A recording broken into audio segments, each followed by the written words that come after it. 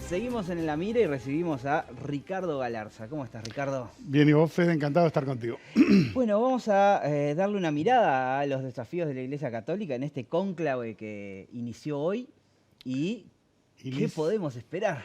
Sí, efectivamente, inicia mañana en realidad. Lo que hoy fue que terminaron lo que se llaman las congregaciones, que son estas reuniones en las que los cardenales van hablando de los temas que más quieren enfatizar en el próximo papado. Y mañana empieza finalmente el famoso cónclave que prácticamente están recluidos ahí, no pueden hablar con nadie, aislados totalmente del exterior. Y ahí van a tener que elegir al sucesor de Francisco. Esta tradición de encerrarlos, aparte, es una tradición antiquísima de la Iglesia que viene, creo que del siglo XIII, y se remonta a un episodio muy curioso en Viterbo, una histórica ciudad famosa del Lacio italiano, que se demoraron en un momento en la votación del Papa casi 3 años. Entonces los habitantes de Viterbo, hartos, los encerraron y le sacaron la comida. Dijeron, voten, y hasta que no tengan un nuevo papa, no pueden salir.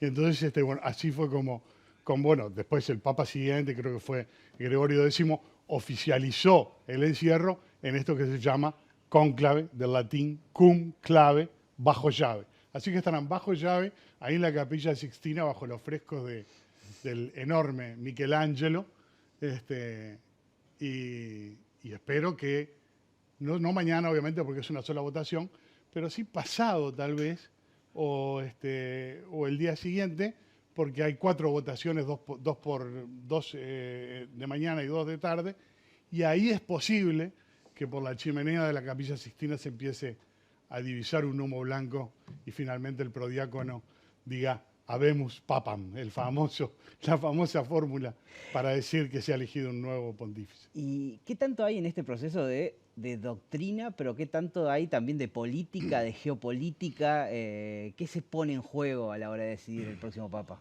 Qué interesante lo que decís. Ahí está todo esto en juego, porque es muy curioso que algunos católicos practicantes se molestan porque vos habrás visto que es algo que interesa a todo el mundo, ¿no es cierto? Incluso laicos, agnósticos, ateos, o sea, todo el mundo. Me estaba diciendo recién Majo que el hijo de ella, 14 años, ya sabe más o menos quiénes son los que tienen más chances.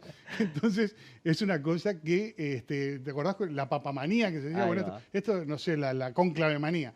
En cualquier caso, es algo que concita mucho la atención. No se sabe muy bien por qué, pero ellos se molestan porque ellos dicen, bueno, el Espíritu Santo es el que finalmente guía,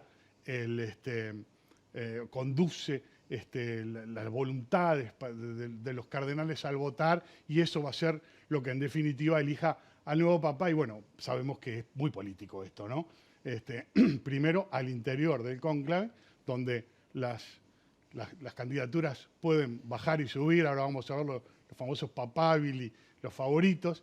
Y quien haya visto la película recientemente de Netflix, Cónclave, sabrá que puede pasar cualquier cosa, porque no es como una elección normal, donde vos más o menos ya tenés una encuesta, sabés cuáles son los favoritos, y en cualquier caso está muy acotado a 2 o 3 candidatos. Estos son todos electores y pueden ser eventualmente electos. Y donde la dinámica tampoco es muy transparente, entonces no tenemos una historia de qué es lo que se cuece ahí adentro y cómo se gestiona una discusión en torno a estos temas, ¿no? Claro, según la Constitución Apostólica, ellos no pueden, afuera del cónclave, decir nada de lo que pasó. A veces se filtra algo, pero sí, es un proceso sumamente opaco en ese sentido. Vayamos a los favoritos.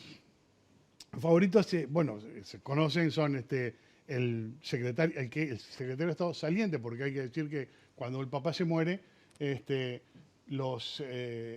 todos se pierden su cargo, ¿no es cierto? Todos son cesados en su cargo y solo queda el cardenal Camarlengo, que es el tesorero, y el que además administra la sede vacante. En este caso... ¿Qué son estos porcentajes que estamos viendo? No, esos porcentajes son muy graciosos, porque obviamente estos no son encuestas. Claro.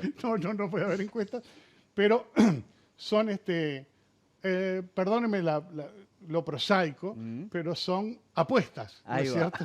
No, no precisamente la apuesta de Pascual, de Pascal, que le gustaría a un creyente, pero son apuestas, las viejas queridas apuestas, ¿no? Nunca muy bien reputadas, pero así están los números. Por lo general, más o menos, los números de las apuestas no le erran a los favoritos, pero como digo, los favoritos, hay un dicho un cliché, muy famoso, que es que el que entra papa al cónclave sale cardenal, ¿no es cierto? O sea, el que entra favorito no los hay, pero en este caso es Pietro Parolin, secretario de Estado, o sea, el número 2 de a bordo durante el Papa Francisco, sería la continuidad del Papa Francisco, tiene un perfil también liberal, como el Papa Francisco, pero más diplomático. De hecho, es diplomático, Francisco era un pastor.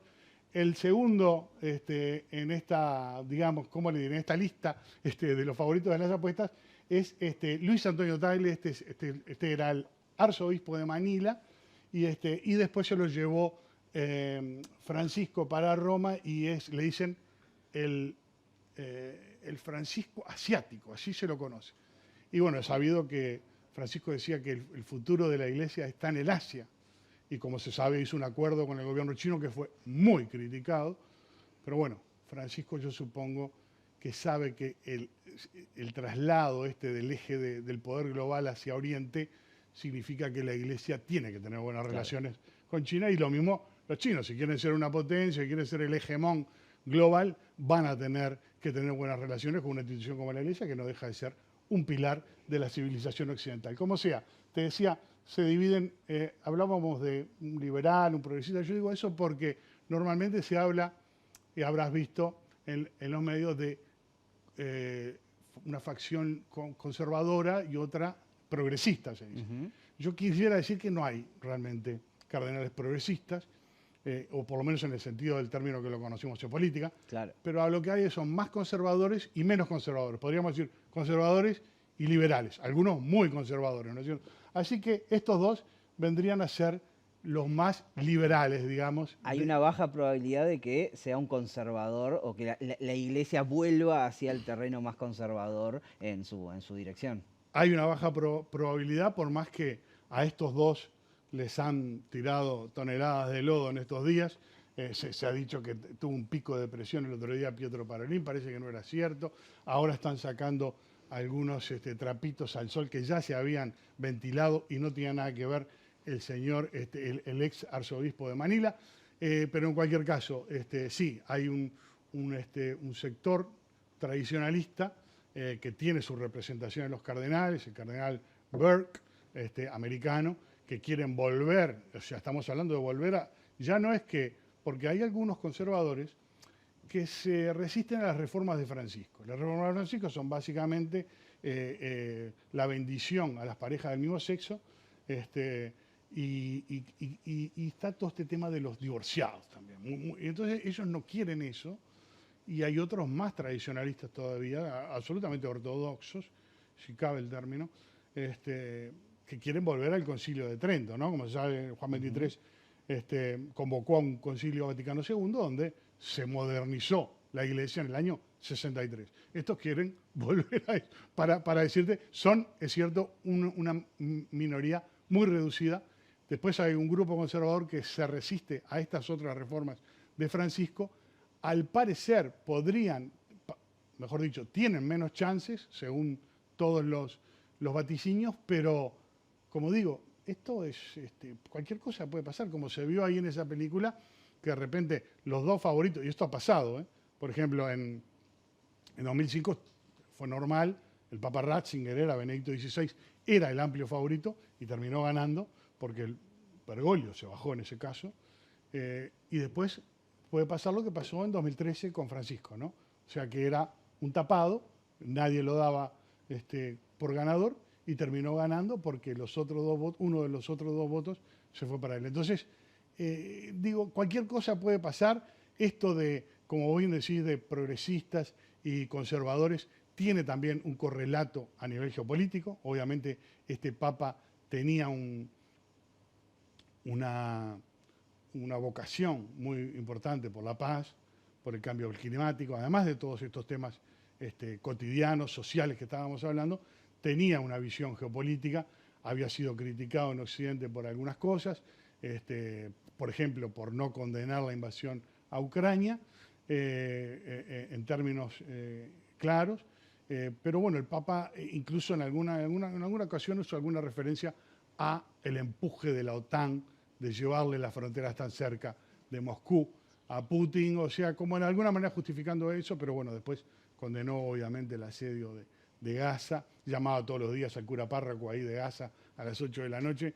O sea, tenía una agenda, como digamos, progresista también desde el punto de vista geopolítico, era un hombre del sur. Acá era muy conservador, yo no sé si te acordás, cuando era arzobispo de Buenos Aires, era una persona muy conservadora, y después tuvo este camino de Damasco, digamos, o sea, tuvo esta epifanía y se convirtió en progresista, porque es una cosa que yo, Fede, he visto mucho en sudamericanos conservadores, que cuando se mudan, digamos, a Europa o Estados Unidos, al primer mundo, se vuelven progresistas.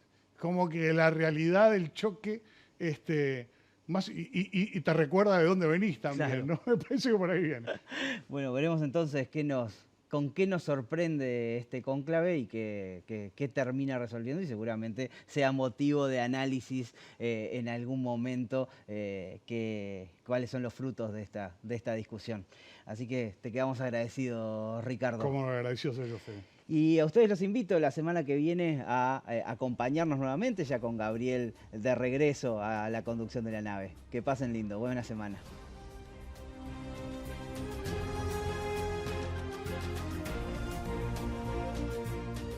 Este programa fue una presentación de